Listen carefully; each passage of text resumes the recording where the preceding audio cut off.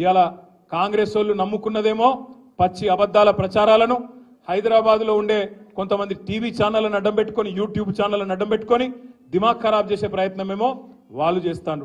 ఇక బీజేపీ వాళ్ళకి తెలిసింది ఒకటే ఒక విద్య, రామ్ నామ్ జపనా పరాయమాల అప్నా.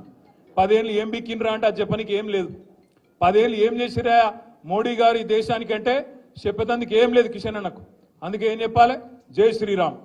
మేము కూడా జై శ్రీరామే, మాకేం అభ్యంతరం లేదు. కానీ కాకపోతే మీరు ఆడుతున్న ఈ నాటకం, రాముణ్ణి అడ్డం పెట్టుకుని ఆడుతున్న నాటకం ఏదైతుందో తప్పకుండా అందరం కూడా పసిగట్టవలసిన అవసరం ఉంది. ఇలా ప్రతిపక్షాల గొంతు నొక్కడం, జైల్లో పెట్టడం, ఎలక్షన్లలో మానసికంగా ప్రతిపక్షాలను వేధించడం, దొంగ కేసులు పెట్టడం. నేను ఒక్కటే అడుగుతున్నా ఇవాళ మోడీ గారిని, కిషన్ రెడ్డి గారిని. కిషన్ రెడ్డి అంటాడు నిన్న లిక్కర్ స్కామ్లో ఏమేముందో నేనంతా బయట పెడతా. అది కోట్లనే ఉండే, కోట్ల పెట్టు, బయట పెట్టు. నిజంగా తప్పు జరిగితే బయట పెట్టు, బయట పెట్టి కోర్టులో జడ్జి గారు శిక్ష వేస్తాడు, తప్పకుండా న్యాయం జరుగుతుంది. ఇష్టం వచ్చినట్టు బయట ఒర్లుడు, నోరు బారేసుకున్నాడు కాదు.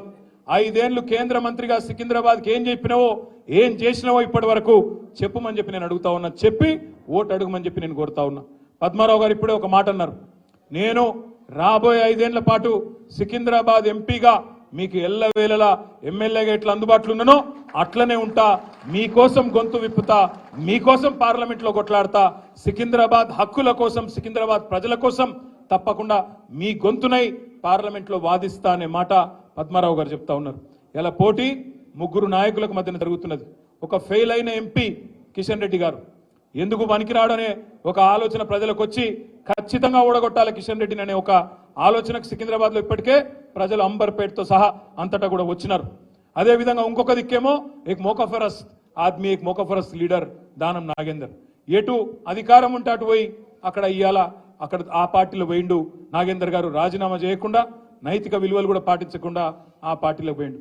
ఇంకో దిక్కేమో ఒక క్యారెక్టర్ ఉన్న నాయకుడు, కష్టమైన నష్టమైన 24 ఏళ్లు ఎత్తిన జెండా దించకుండా కొట్లాడుతున్న నాయకుడు పద్మారావు గారి రూపంలో మనకున్నాడు అనే మాట నేను మీకు విజ్ఞప్తి చేస్తా ఉన్నా. ఒక సెక్యులర్ నాయకుడు, అందరినీ మనిషిని మనిషిగా చూసే నాయకుడు, మనిషిని మతం కోణంలో కాకుండా పేదవాడిని పేదవాడిగా చూసే నాయకుడు పద్మారావు గారి రూపంలో, కేసీఆర్ గారి రూపంలో మనకున్నారు. అందుకే నేను మిమ్మల్ని అందరినీ ప్రార్థించేది, పద్మారావు గారి పేరు ప్రకటించగానే ఒక వెల్లువలాగా అభిమానం, ఒక వెల్లువలాగా ప్రజాస్పందన వచ్చింది.